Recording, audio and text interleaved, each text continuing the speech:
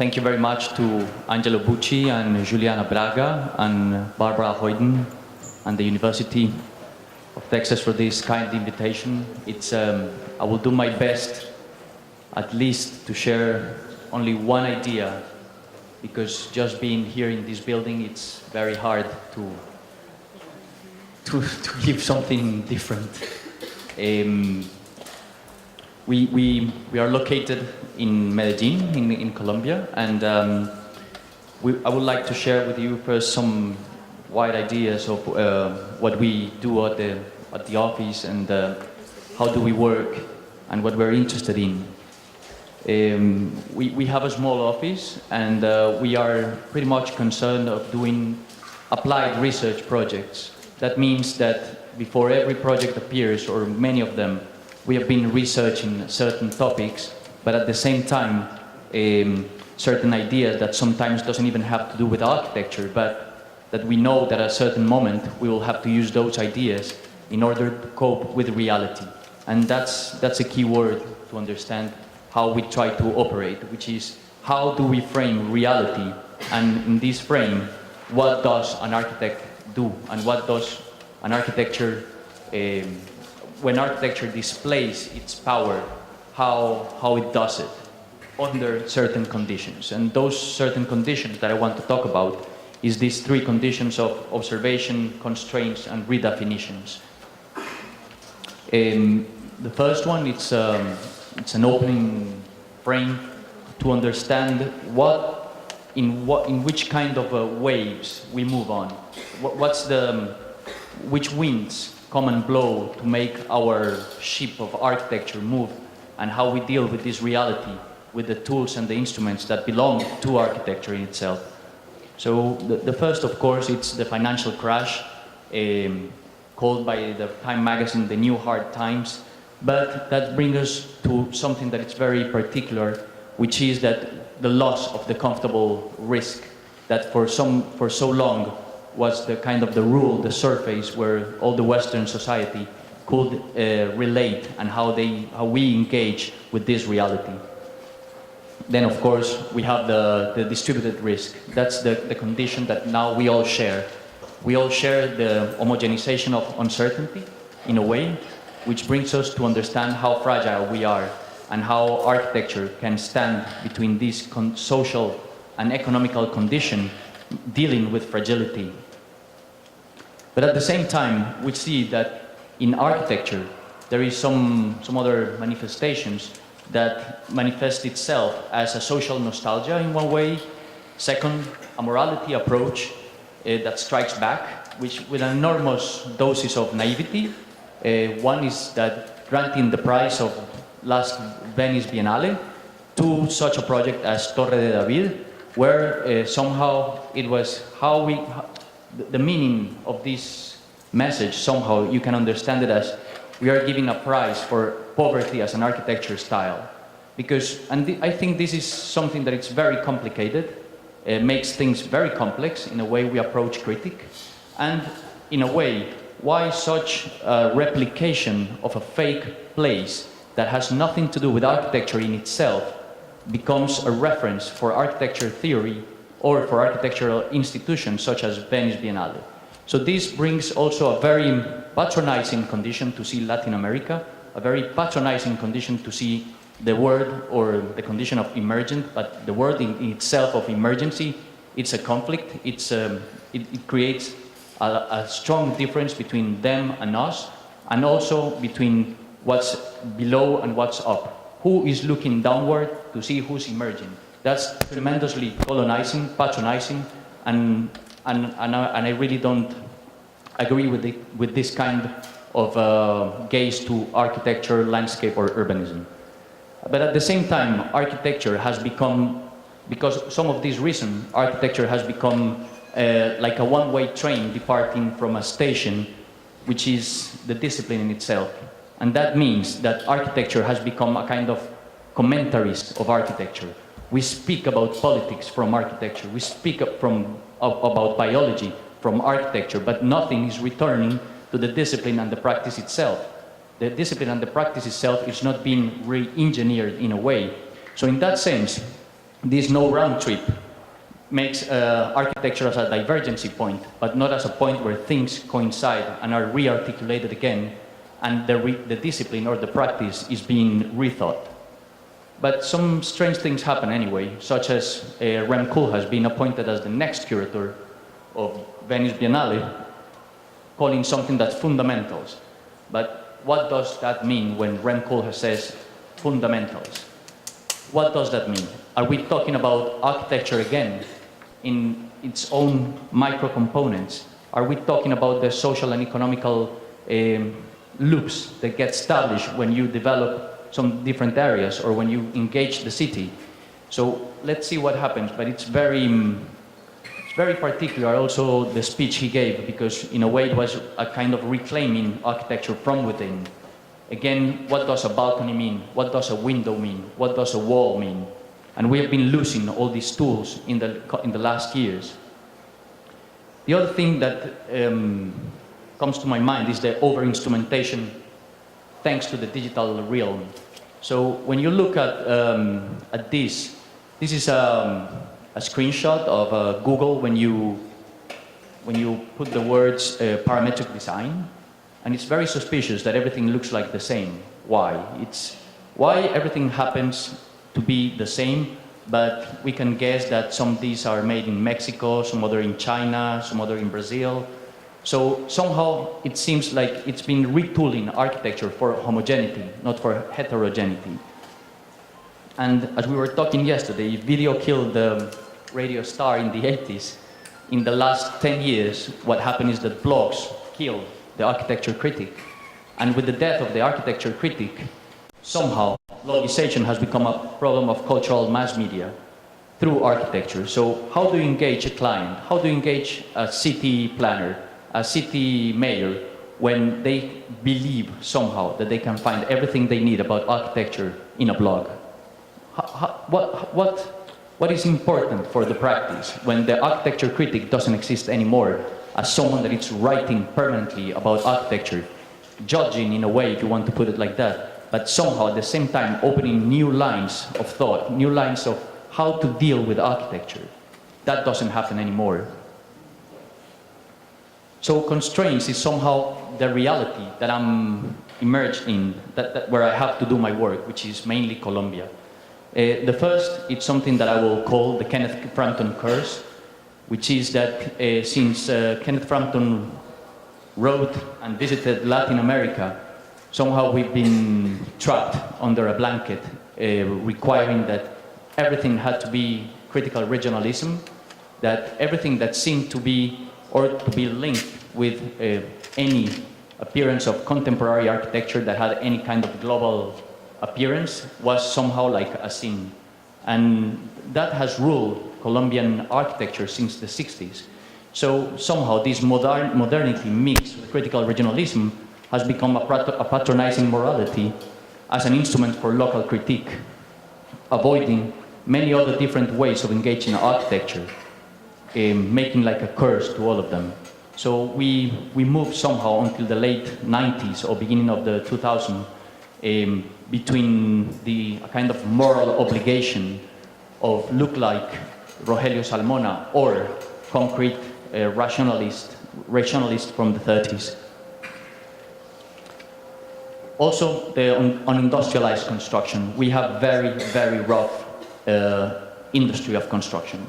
So everything is made by hand, almost everything. No industrial technique around construction. The people that working in the construction sites are the lowest of the pyramid.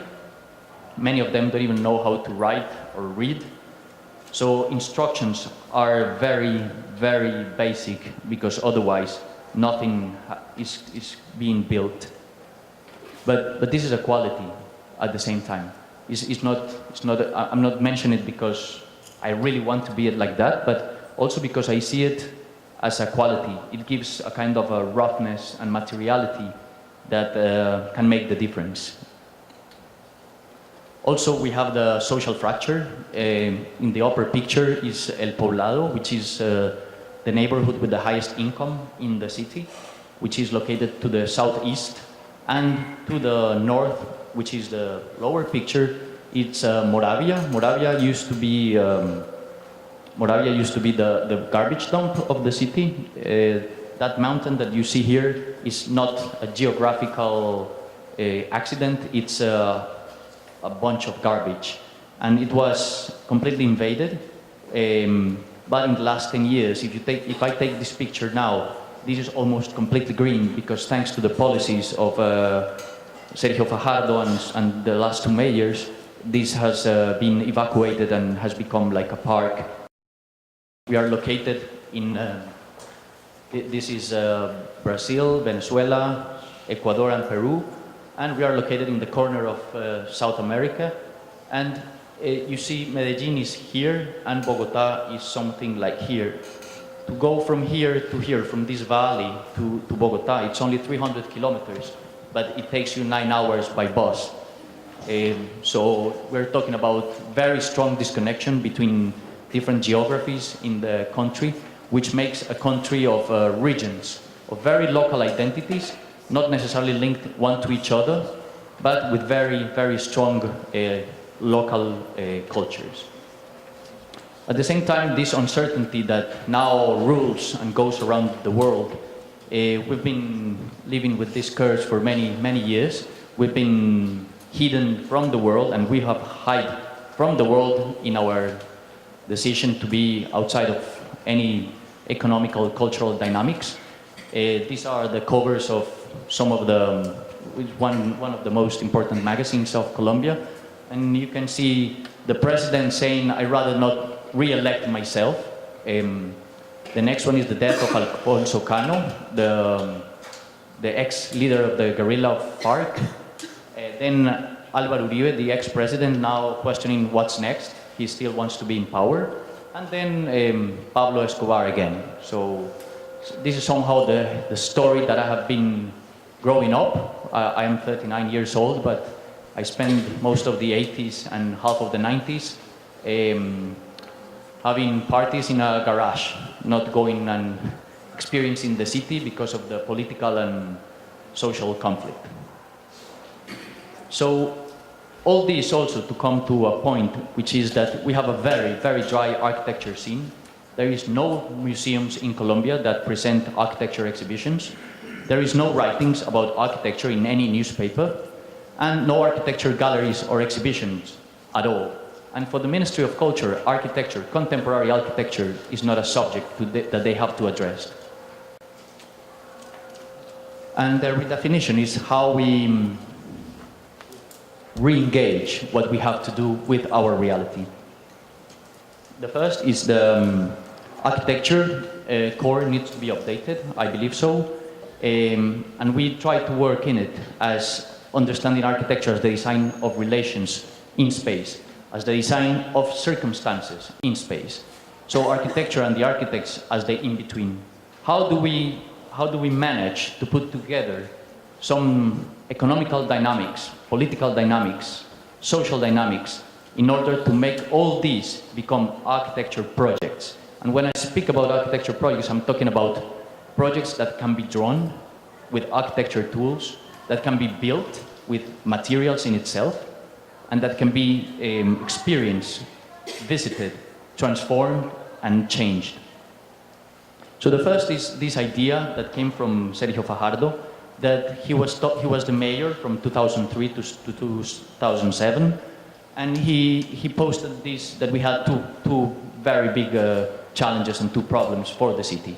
The first one was a strong and deep social inequality for many years.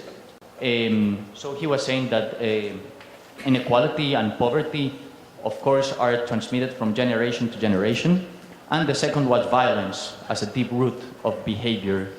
So in order to fight this, they proposed something that was called Medellin the Most Educated. So it took 10 points in order to put this together. And then we see how architecture as a tool for politics and politics as a tool for architecture to develop.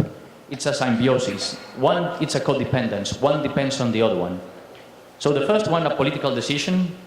The second was teams with high quality designers.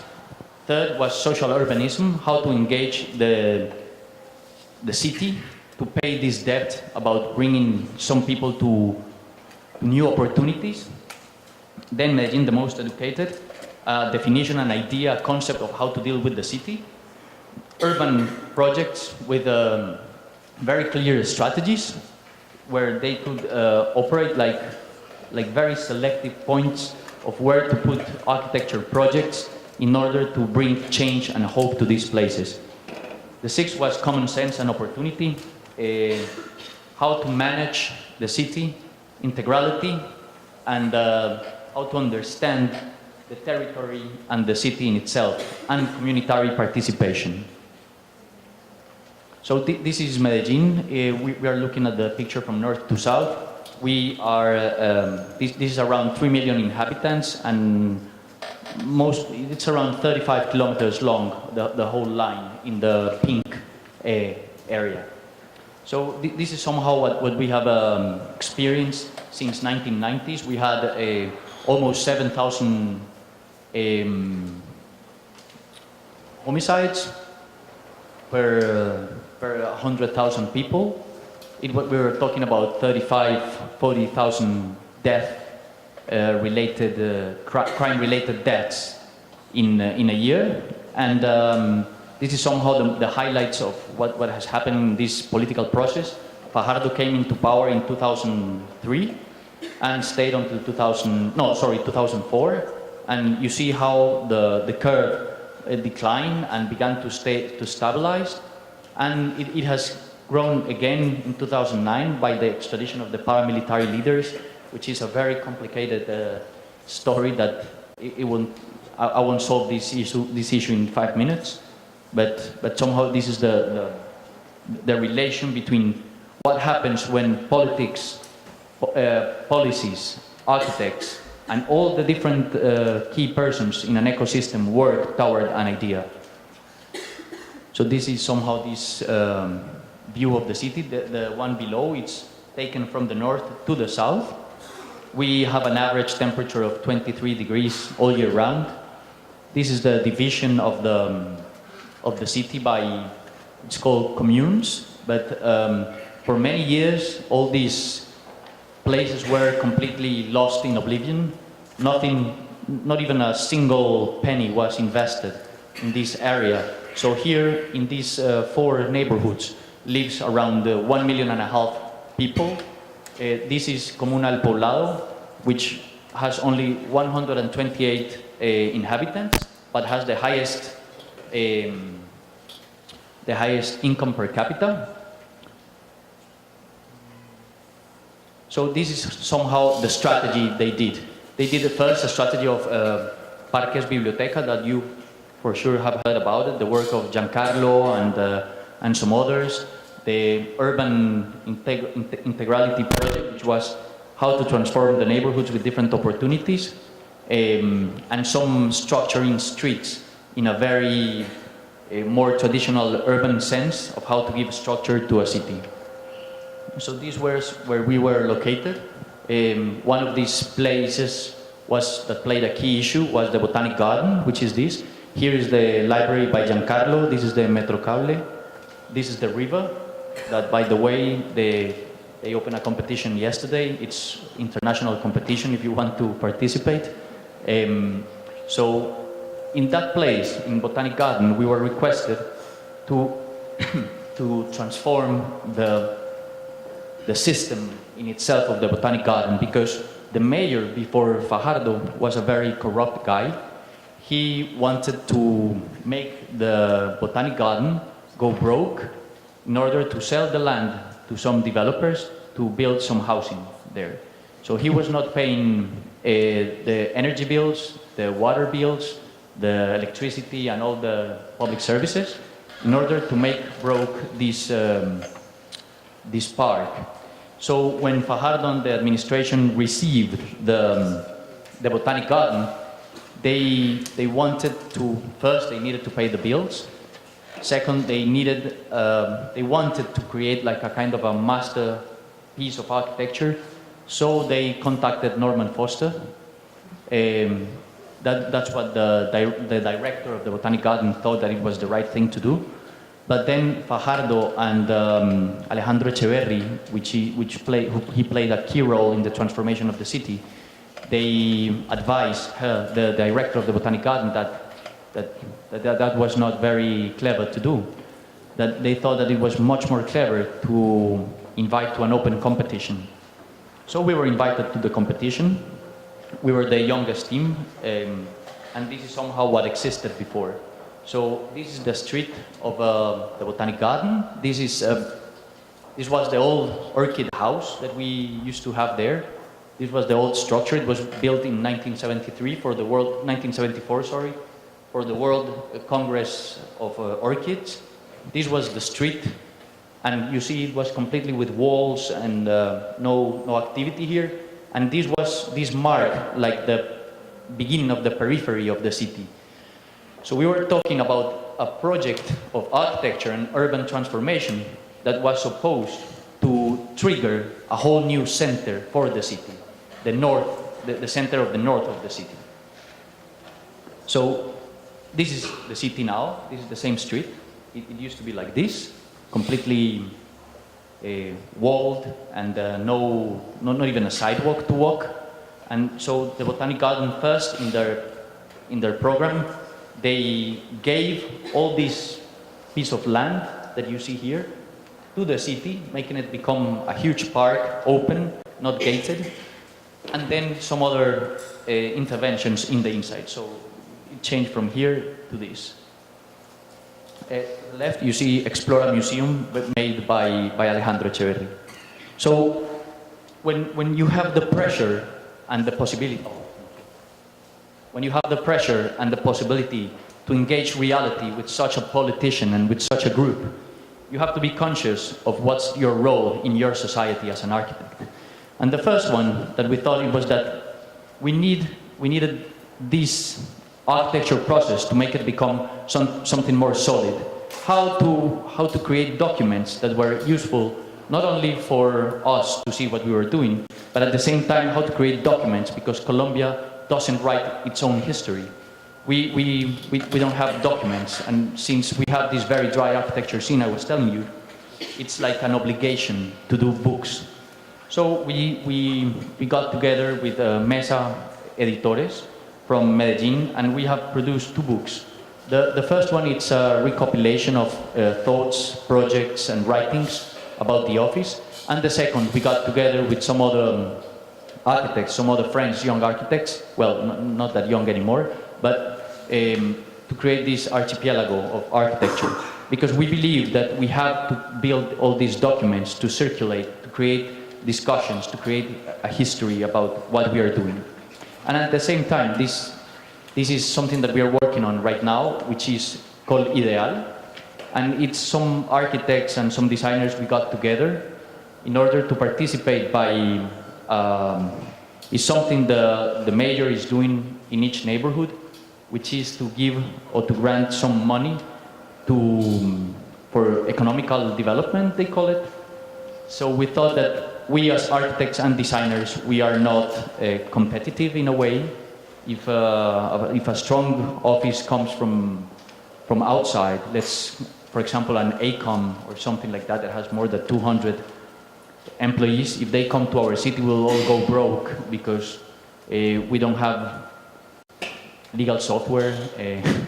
We have a lot of things that we need to have legally in order to be competitive and in order to be more strong. So we got together and we attended this communitary reunion. They had $1.5 million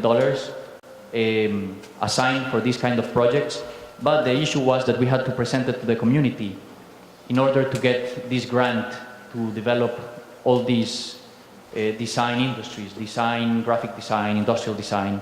So we won this grant. So now we're working in how do we engage and how we are responsible as architects for our discipline and our profession. This condition of the in-between space that a forest creates, that is not either inside, either outside, that the light goes through, that the atmosphere, it's somehow the same as being outside. This climatic condition of humidity, temperature, light, it's very, very special and very particular of these tropical regions. So we thought that we wanted to keep on this condition of all these trees. How do we extend through architecture the condition of tropicality, this in-between space, this third space that I was telling you at the beginning?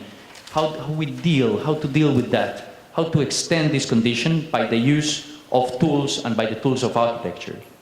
So we were analyzing all this strategy, and also at the same time how we were able to create a public space that worked as a hinge. How this public space was able to bring all the street to the inside of this huge park, but at the same time this piece can work autonomously in a certain condition, that this could work as only being for the service of the inside of the park. So we were creating all these different layouts and creating this kind of understanding of the orchid house linked to the city as a public covered space.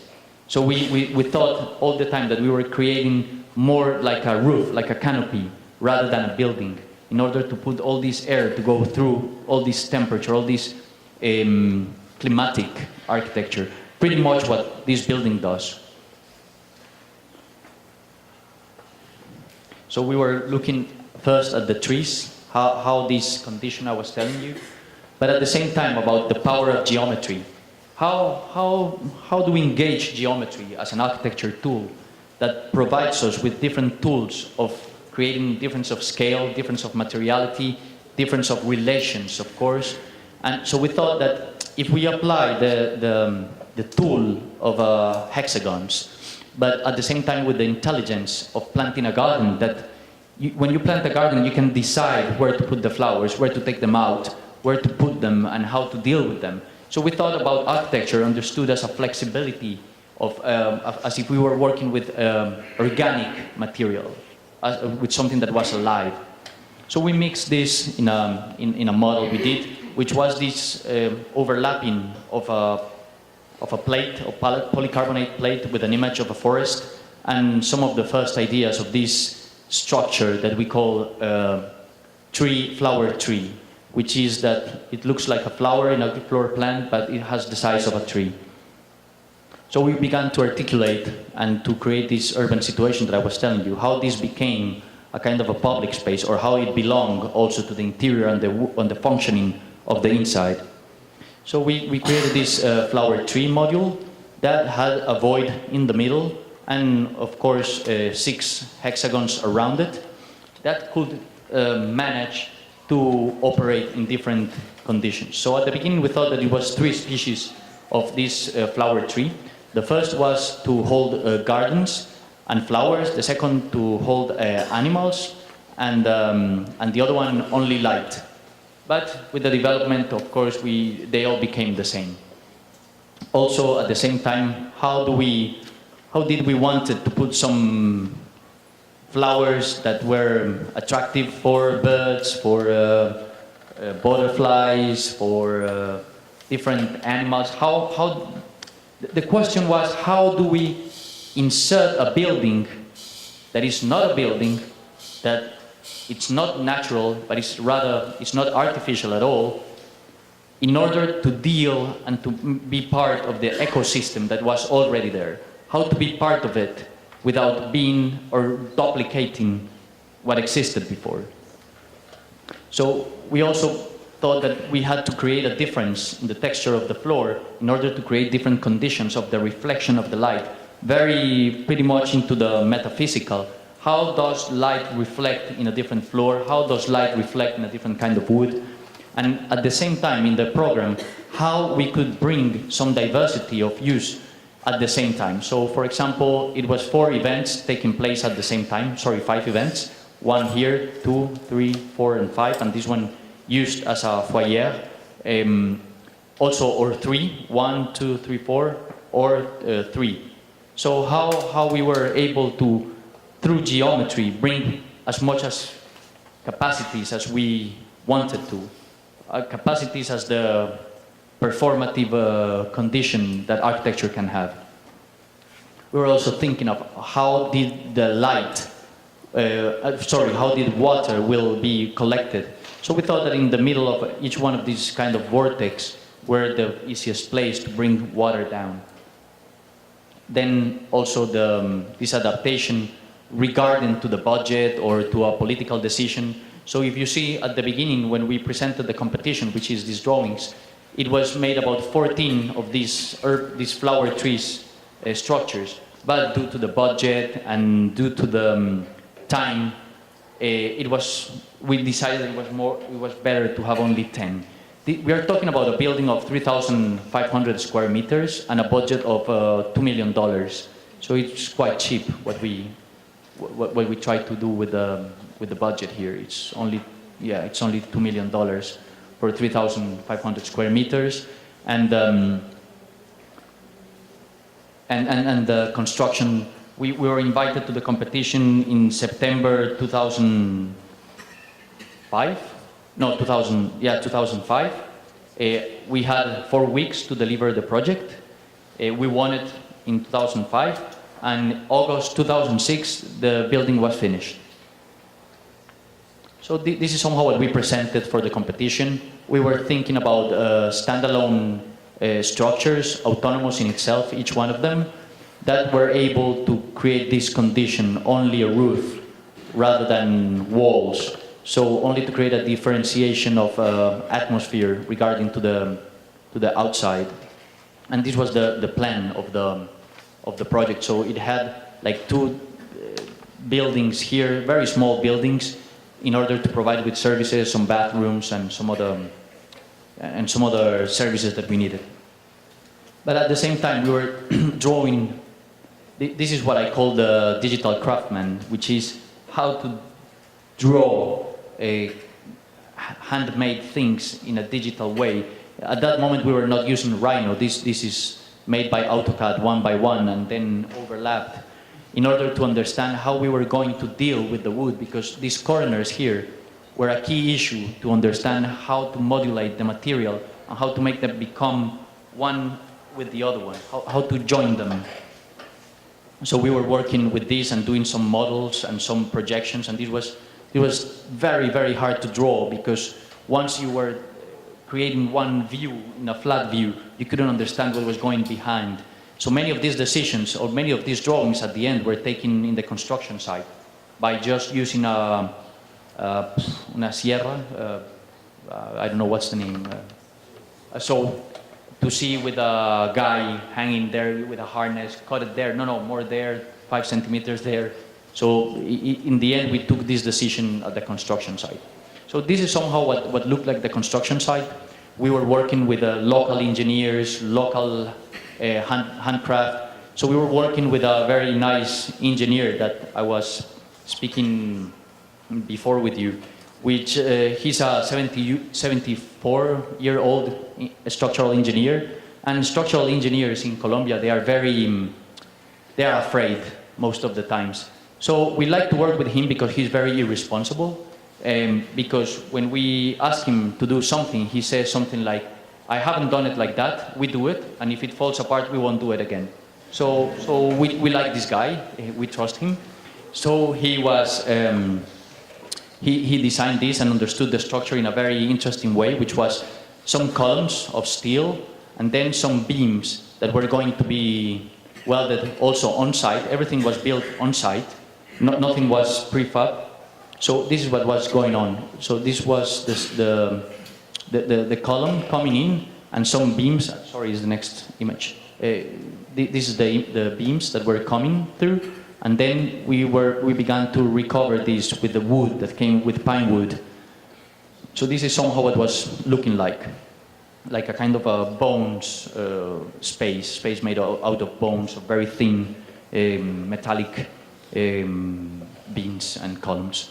So we were recovering we were putting like a clad in these pieces of wood. So this is somehow what it looked like when they were began to be assembled. So you see that we decided that one of these flower trees was going to be like a prototype. So all the decisions that were taken on one of them and then applied to the other ones in order to prove different things, to test some things, to experiment, to see where did we had to cut the wood that I was telling you before. So this is somehow what it began to look like. And we took this wood, you see that it has two different colors. So we used the pine wood from a sustainable crop, and then we use it with different kind of barniz, with oil, a kind of oil that protected from the environment, but that had different colors. So we wanted to take these colors, make the curve in the vortex, and also bring this difference to the floor that you will see in the next image. So we began to create this shade and shadow and this in-between space again, of one with polycarbonate and the other one has a metallic tile.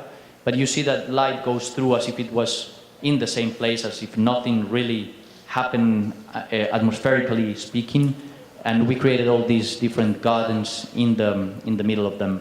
So this has become like a very polyfunctional space, there is a beautiful idea by Rahul Mehrotra, an architect from India, that he speaks that one of the conditions of the tropical architecture is this elasticity.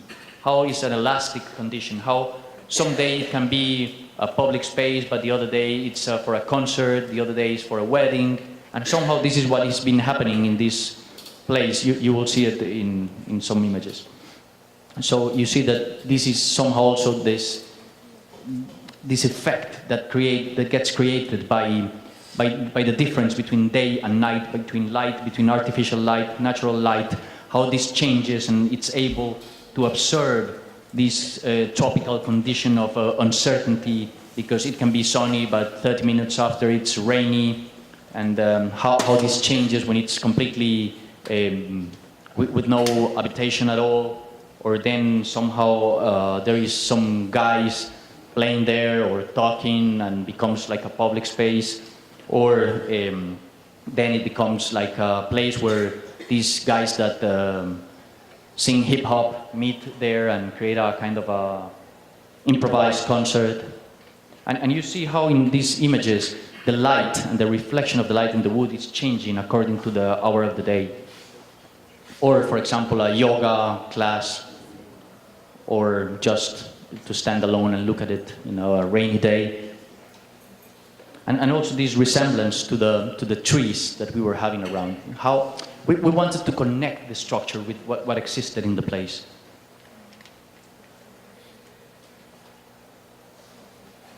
And this is a short video made by Cristobal Palma from Chile.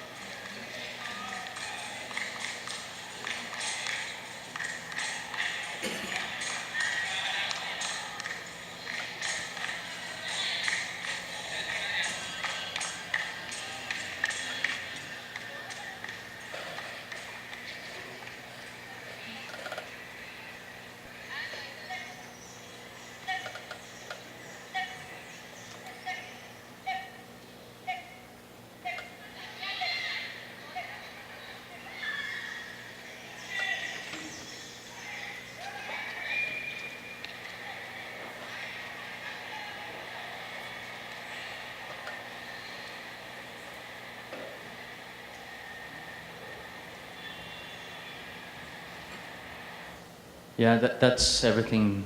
Thank you very much.